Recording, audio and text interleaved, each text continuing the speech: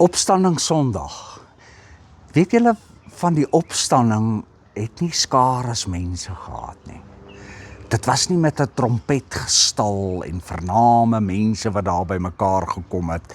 Inteendeel was 'n klomp soldate wat daar uitgepaas gelê het, want hulle het so groot geskrik. Dit was 'n baie persoonlike ding, die opstanding. Nie vir die belangrikes nie vir die kerkleiers nie. Die eerste persoon wat geweet het dat Jesus uit die dood uit opgestaan het, was Maria Magdalena, wat 7 bose geeste na gehad het wat die Here uitgedryf het, wat verslaaf was aan prostitusie, dis al hoe sy geleef het, wat gehelp het om vir Jesus te versorg. So dit was nie 'n groot fanfare en 'n fees en mense wat sing en palmtakke soos toe hy in Jerusalem ingegaan het nie.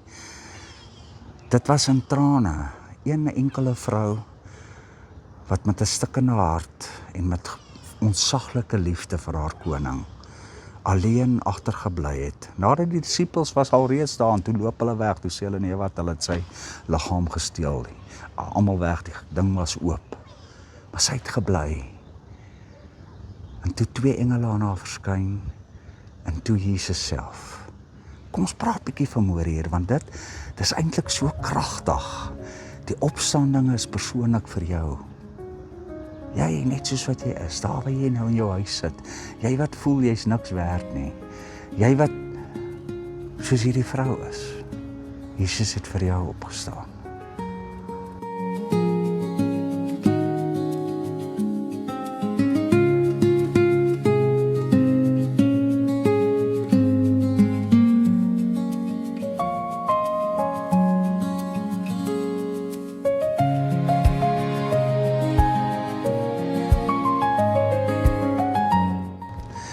Johannes 20 vers 1 tot 18 beskryf die gebeure by die graf met Jesus se opstanding op 'n unieke manier. Maar gaan lees bietjie dit. Gaan vat al die dele in die Bybel en gaan lees dit. Ek gaan nie die hele stuk vir julle vanmôre lees nie.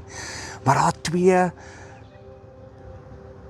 wonderlike dinge plaasgevind by die opstanding van Jesus wat ons nie baie oor praat nie. En ek wil vanmôre met julle daaroor praat. En dit maak die opstanding eintlik so, dit kom trek 'n goue sirkel rondom jou. Dit kom trek, God word dikwels as 'n sirkel, dit kom trek jou in die riem van God in sy nabyheid, in sy ontsaglike liefde, in sy uitreik na jou, in sy wêreld. En die eerste ding wat gebeur is Maria Magdalena. Ons ken vir Maria. Ons het al baie oor haar gepraat ook. Sy gaan vroegoggend, was nog donker. Maar omdat sy liefhet, sy kom nie na die graf toe omdat sy dink Jesus het opgestaan nie. Miskien was sy diep binne in haar binneste. Maar sy kom eintlik te kom afskeid neem weer. Om te kom sê totsiens aan iemand wat haar hele lewe verander het. Sy huil, sy stikkend.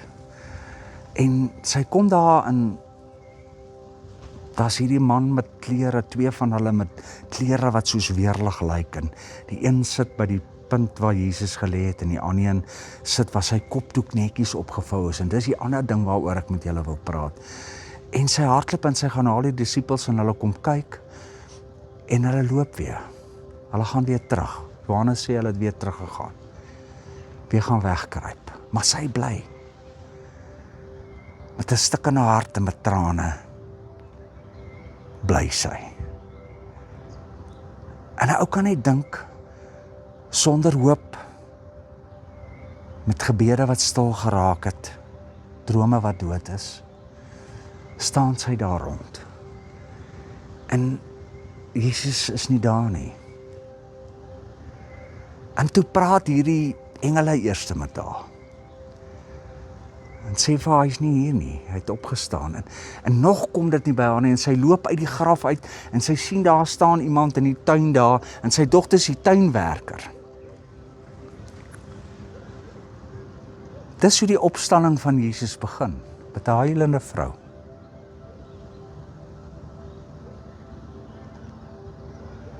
Nie met 'n trompet geskal, en groot feeste soos wat ons baie keer hou nie.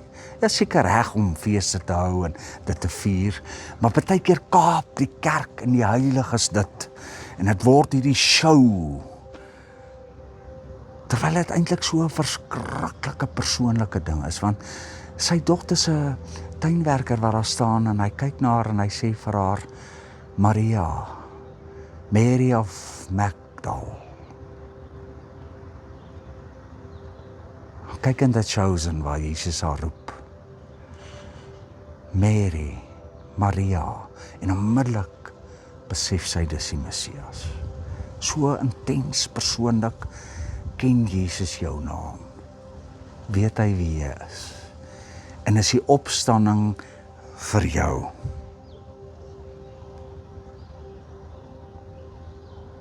'n mens, 'n vrou. Is nie vir die fanfare nie. Jesus het vir jou opgestaan. Jesus het die dood oorwin en Satan vasgesluit vir alle tye vir jou. Vir jou mens wees. Vir jou gebeure wat miskien stil geraak het. Vir jou hoop wat al so halfdof is. Vir jou drome wat nie meer helder blink nie. Vir jou wat gebly het. En dis die geheim hier, nê. Nie vir die indrukwekkendes nie, maar vir die soekendes. Vir Maria wat gebly het. Wat daar om die graf bly staan het. Wat gewonder het, wat gaan nie aan die, moet tog iets meer wees. Wat sy oë van haar hart begin oopgaan het. Sy was gebreek. Sy het lief gehad. Sy het gebly. En dis die karakter van God. Dis vir jou wat hy opgestaan het. Dis vir jou wat hy 'n plek gereed maak. Dis vir jou wat hy kom sê, kom hier my liewe kind. Ek wil jou hê.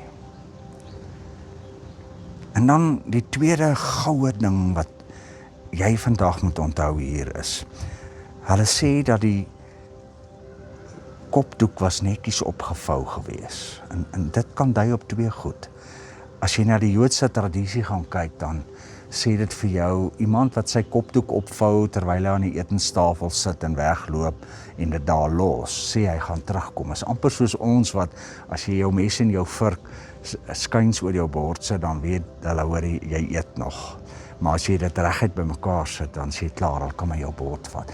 Jesus se kopdoek is opgevou, want hy het een groot boodskap, ek kom terug. Ek gaan vir altyd hier wees. Is dit nie wonderlik nie? Hy het teruggekom vir jou. Hy het opgestaan uit die dood uit vir jou.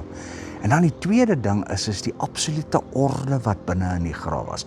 Daar's nie ingebreek, 'n lijk gegryp en gesteel en weggehardloop in die stukke lê daar, soos wanneer hulle in jou huis inbreek nie. Daar was 'n absolute orde daar. Daar was nie chaos nie, dit was nie 'n rooftog nie, dit was 'n voltooide plan. God se plan. Hy het die dood oorwin. Daar's 'n doel en daar's orde vir jou en vir my. En hy kom vanmôre daar in jou huis in. En hy kom fluister vir jou, my kind, ek het vir jou opgestaan. Dis die opstanding, sodat ek en jy vir ewig kan lewe. Mag vandag vir jou die wonderlikste dag wees, en elke dag, want sy opstaan ding en hierdie opgevoude kopdoek echo deur ons lewens, van ons geboorte tot ons sterwe, echo deur die geskiedenis van ons kinders se kinders se kinders. Opstanding Sondag. Amen.